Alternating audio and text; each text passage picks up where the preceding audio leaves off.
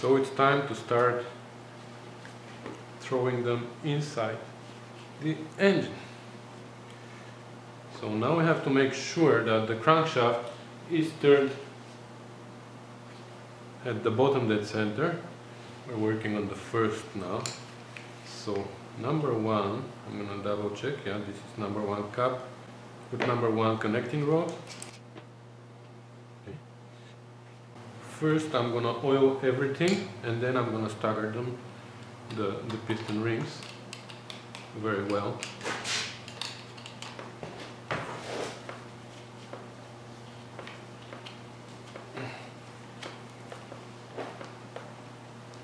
It's a good thing my hand fits inside, huh?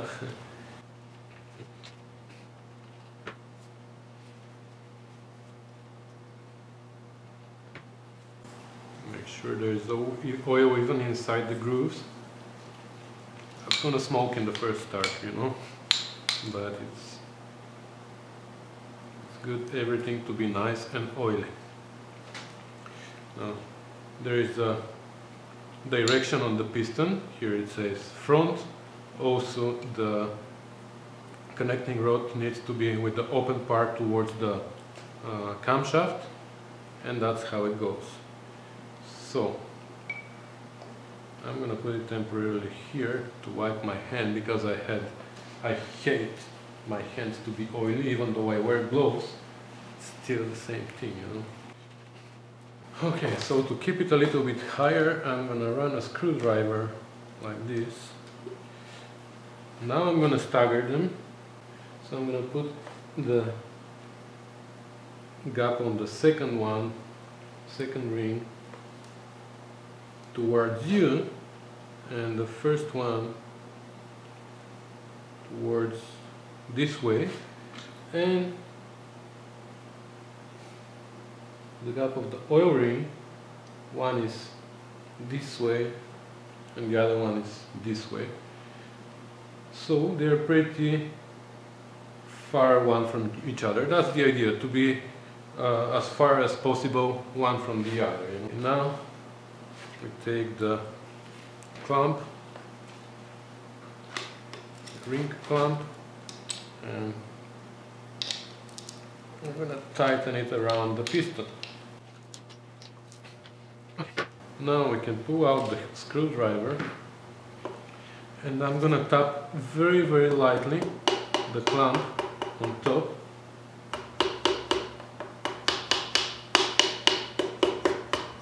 So the ends align, which means that the bottom ends align too. And now I just slightly tap the piston, the top of the piston with the back of the hammer. This is a rubber mallet, so it's soft.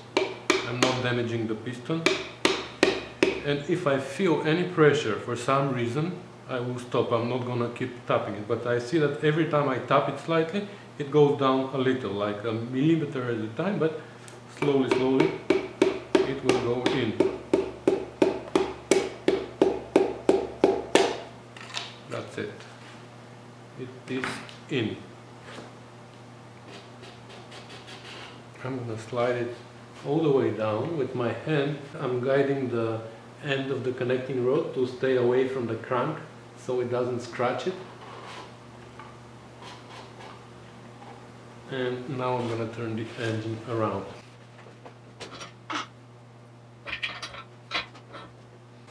And now I'm gonna put oil inside the crank too, in the oil passage.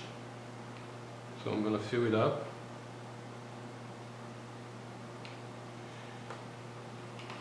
Put on the bearing, more oil on this bearing, and now we can put them together.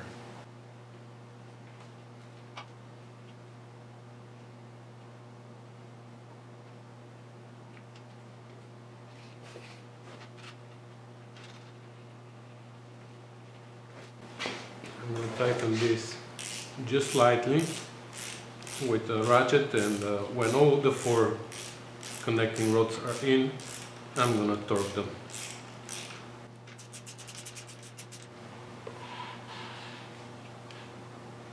Okay, now I'm going to put number 2 and number 3 at the bottom dead center, and we'll do the same thing with them. So again, oil all over the place. I don't know, you guys, if you have bigger hands than me, what are you gonna do? You can't rebuild engines, obviously.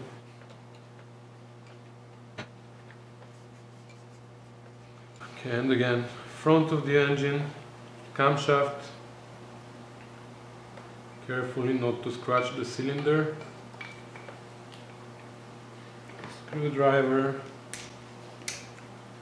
Stagger the rings. Clamp.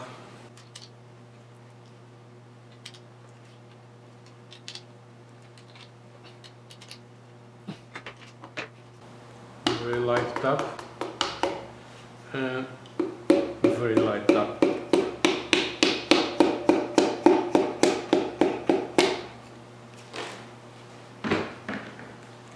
Again, one head underneath. Okay. More oil. Right here.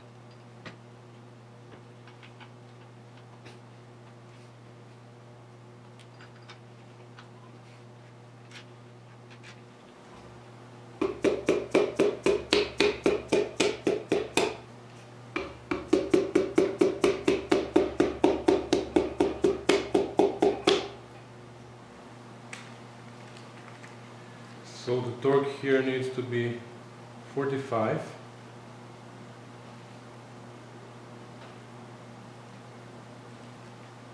So that's 45. And let's torque them.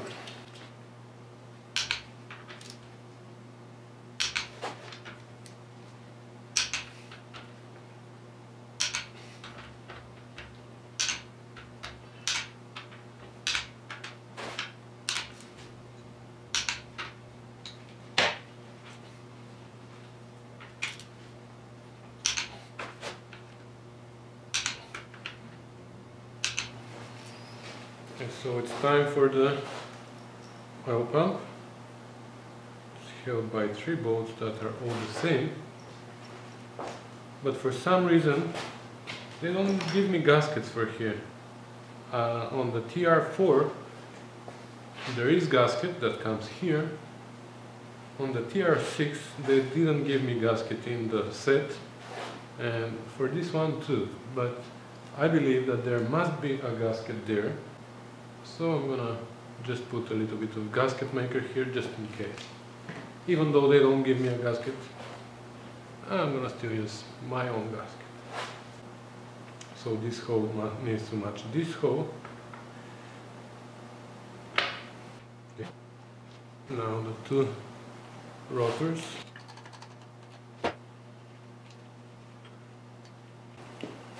We don't want it to be dry, you know. And the other rotor is here.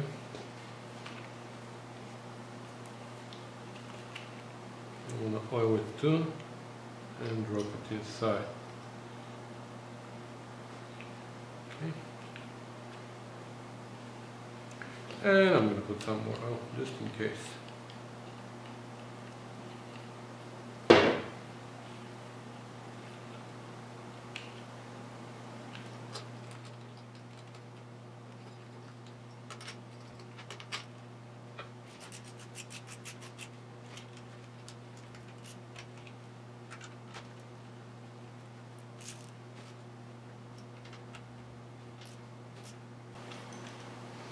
And with this, the bottom end is completed.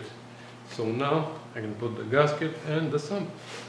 Just let's double check the gasket very quickly. Yeah,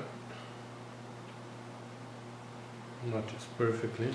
Again, I'm gonna do a gasket maker on the surfaces and on the gasket both sides, just to be on the safe side.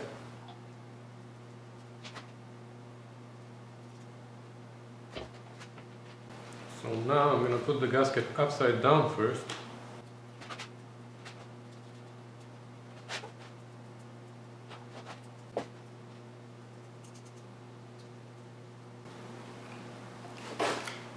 And then I'm going to turn it to the right side up.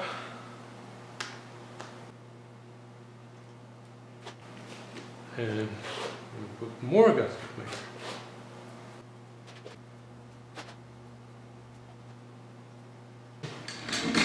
Are you guys still here? I'm talking, but... Oh yeah, you are. And at the end I'm going to put even on the sump. On my Spitfire Mark II engine, I didn't rebuild the engine, but at least I took it apart and I changed all the gaskets. And still now in the winter, it was parked in the underground garage in my building, and there's a big oil spot underneath it. So, but I didn't use any sealer on the gaskets then, just because I was a newbie. Not that now I am pro, but you know, at least I am a little bit more educated than before. So now I know that I have to use not only gasket, but I also have to put some sealer. So now maybe I'm overdoing it, but I just want to be on the safe side because I don't want to have oil leaks under the car, you know, it doesn't look nice. I believe this is how it goes.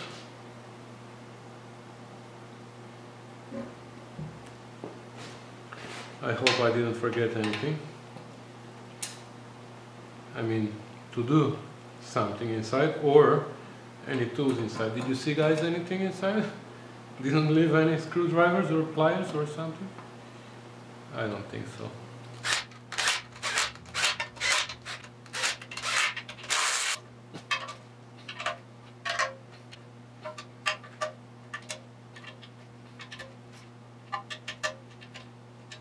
And now we are officially done with the bottom end. Now we need to finish with the front, and at some point when the valve will arrive, we're going to finish with the top end. Okay, now we can drop the tappets.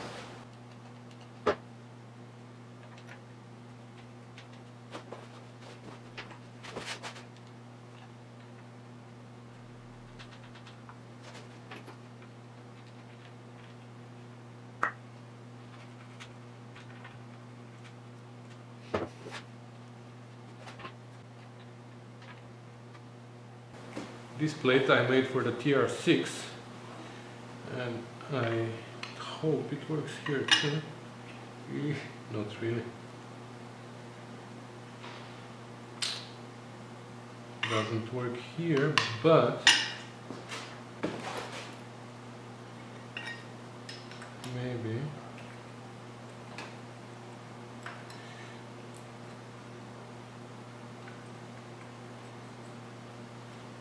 Maybe this distance at least is the same, let's see.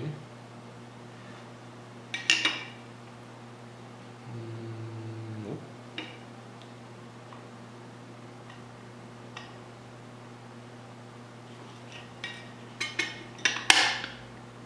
Oh yeah, at least this distance is the same, so I just need to make those holes bigger, and that's gonna help me. Okay, so I made the holes a little bit bigger and now it fits here. How this thing works, if you haven't seen me making it in last video about the TR6, this is an old push rod which I cut in the middle, and I welded those washers somewhere in the middle so they can hold this spring. And I have two of these for the intake and for the exhaust valves on the first cylinder. And this plate goes on top. The two push rods go like that. And now, what's happening now is the spring is pushing the push rod down, and then the camshaft is going to push it up whenever it needs to be pushed up, and then I can check when it's going up, when it's going down, and everything. So again, I say that in my video when I was building it, I didn't invent that. I saw it in the Macy's Garage website, which is a beautiful website. You can go check it yourself if you want. I recommend it. And now with these little tubes, I can hold it, the whole thing down. Obviously it needs to be tight so we don't have any play, but I'm just tightening it by hand, just making sure that the push rods are free. They can go up and down.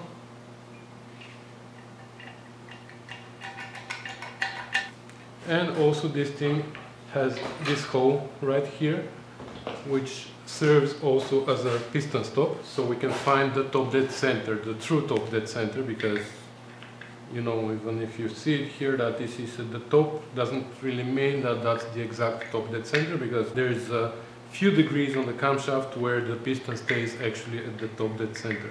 So we need to find the exact one, the true one, and I'm going to show you how. So this is the degree wheel that I was using for the TR6, and I had a different attachment for the TR4, and I was hoping that I can make another attachment for the Spitfire and use the same degree wheel, but actually it was a little bit more complicated, so I just decided to go from scratch, and I made this attachment. That's the old crank gear. I bought new one, so the old one now I can turn into attachment for my degree wheel. And I made this ring, and I printed another degree wheel, which I already managed to make dirty. And I made this hole in the middle. So now this hole is a little bit too tight to go in here, but that's what I want. I want it to be tight, so when I drive this ring all the way to the end, it doesn't move anymore.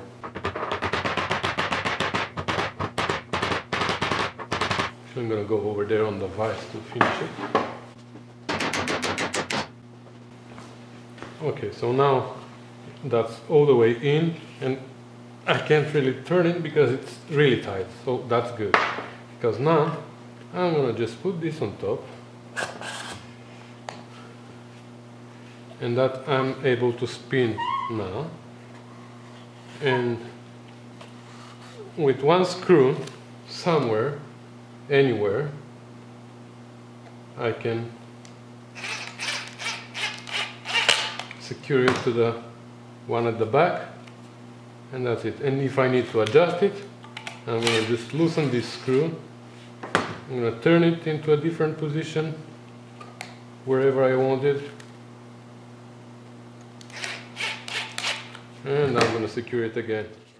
And this is where Chef Tash starts complaining, oh, my brain hurts and things like that. So you know what, guys, it's late night and I don't want to cause any brain aches to anybody, so I'm gonna cut this video here, and I'm gonna make a separate video about the timing specifically for this engine, because I already have a video about TR6 timing, I have a video about TR4 timing, so it would be a good idea to have a separate video about the Spitfire timing.